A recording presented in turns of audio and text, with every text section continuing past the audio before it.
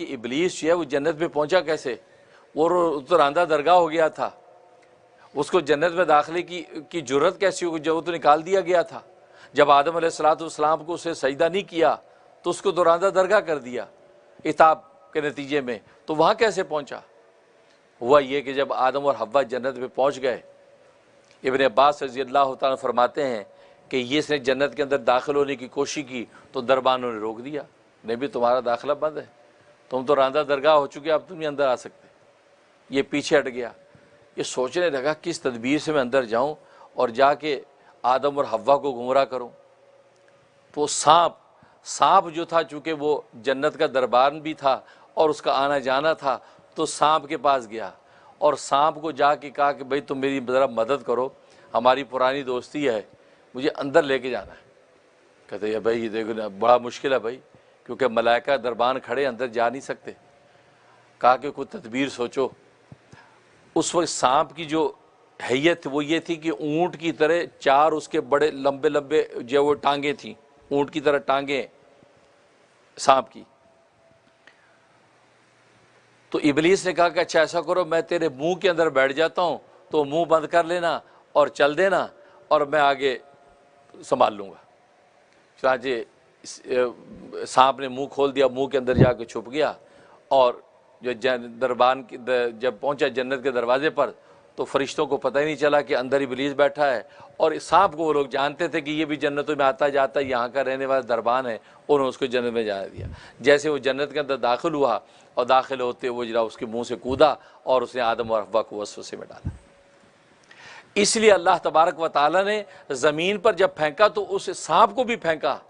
کیونکہ سانپ ذریعہ بنا تھا کہ ابلیس کو لے کر گیا جنت میں، لہٰذا سانپ کو بھی زمین پر پھینکا۔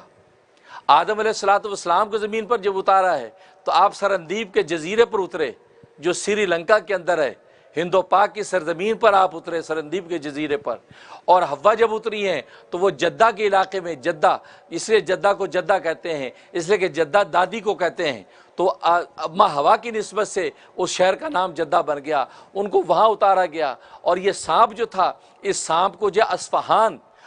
جو ایران کے قریب ہے، اصفہان کے علاقے کے اندر اللہ تبارک و تعالی نے اتارا، کیونکہ اگر عتاب اس پر بھی نازل ہوا، کیونکہ تیرے اس دسترس کی وجہ سے ابلیس جنت میں داخل ہوا اور داخل ہو کر اس نے آدم علیہ السلام کو گویا کہ گمراہ کیا۔ تو اس طریقے سے ابلیس وہاں پر پہنچا، تو اس لیے قرآن نے کہا فَأَزَلَّهُمَ الشَّيْطَانُ عَنْهَا، بس پھسلا دیا شیطان نے ان دونوں کو اس درخت کے معاملے میں۔ انہا کی زمین درخت کی طرف ہے کہ درخت کے معاملے میں ان کو پھسلا دیا، گویا کہ ان کو گمراہ کر دیا،